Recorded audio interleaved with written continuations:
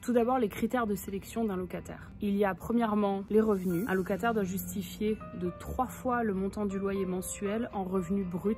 Nous demandons les 3 dernières fiches de paye au locataire. Si la personne est à son compte ou possède sa propre compagnie, il faudra qu'il fournisse au moins les 3 derniers relevés bancaires personnels et 1 à 2 déclarations d'impôts.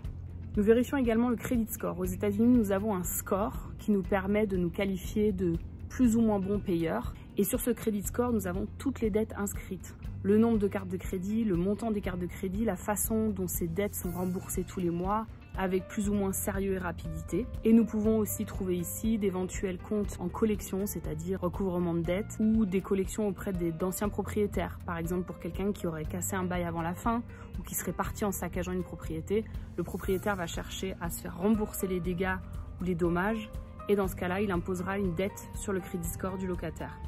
Nous aurons accès également au dossier criminel qui aura toutes les condamnations qu'un locataire a pu avoir au cours de sa vie, tout particulièrement les 10 à 15 dernières années. Et nous verrons également les dossiers d'expulsion, quand le locataire aurait été expulsé, s'il a été expulsé à un moment dans sa vie. Enfin, nous demandons une vérification auprès de l'ancien propriétaire. La difficulté, c'est de retrouver l'ancien propriétaire, car bien que le locataire nous fournisse les informations, les contacts de cette personne, nous n'avons aucune garantie que ces contacts sont sérieux et que ce n'est pas un ami du locataire qui se fait passer pour le propriétaire pour recommandation. Donc nous devons faire un petit travail de détective privé et aller rechercher sur internet, sur nos outils d'agents immobiliers, les anciens listings, afin de vérifier l'exactitude des informations du locataire. Et surtout, la difficulté, ça va être de trouver les contacts, le numéro de téléphone ou email de l'ancien propriétaire. Quand la propriété dans laquelle le locataire vit a été gérée par un autre gestionnaire, c'est beaucoup plus facile pour nous car nous pouvons vérifier facilement la crédibilité d'un précédent gestionnaire par sa compagnie. Mais quand c'est un particulier, on peut vérifier que cette personne est bien la propriétaire légitime de cette propriété. Mais encore une fois, ce sont les contacts téléphoniques et emails qui sont plus difficiles à vérifier.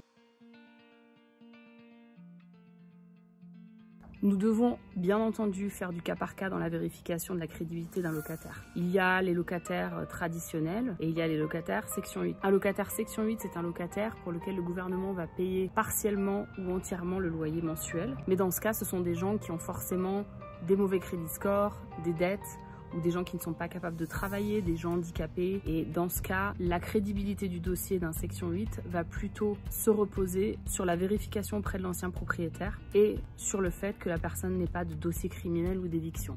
Le but donc est déjà dans un premier temps de vérifier l'exactitude des informations que nous donne le locataire sur ses revenus mensuels, son sérieux en tant que payeur, sur son passé en tant que locataire. Vous l'aurez compris, sélectionner un locataire n'est pas une tâche évidente et nous avons souvent très peu de temps, 24 à 48 heures pour faire ces vérifications-là. Donc nous faisons au maximum, nous essayons de réunir un maximum d'éléments et quand il y a un doute, ou que les informations ne peuvent pas être vérifiées, nous n'hésitons pas à refuser les dossiers et attendre un prochain locataire qui aura la crédibilité.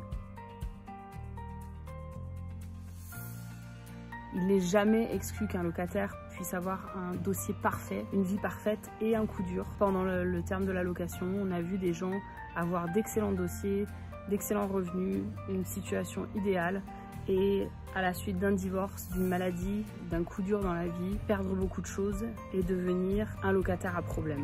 La sélection du locataire va donc prévenir et minimiser les risques, mais il n'y a jamais aucune garantie que votre locataire soit le locataire idéal. Et à l'inverse, nous avons des locataires qui, d'après leur dossier, ne sont pas forcément les candidats idéaux, mais qui s'avèrent être d'excellents locataires, très sérieux, qui ne poseront pas de problème et que nous recommanderons facilement à un prochain gestionnaire ou prochain propriétaire.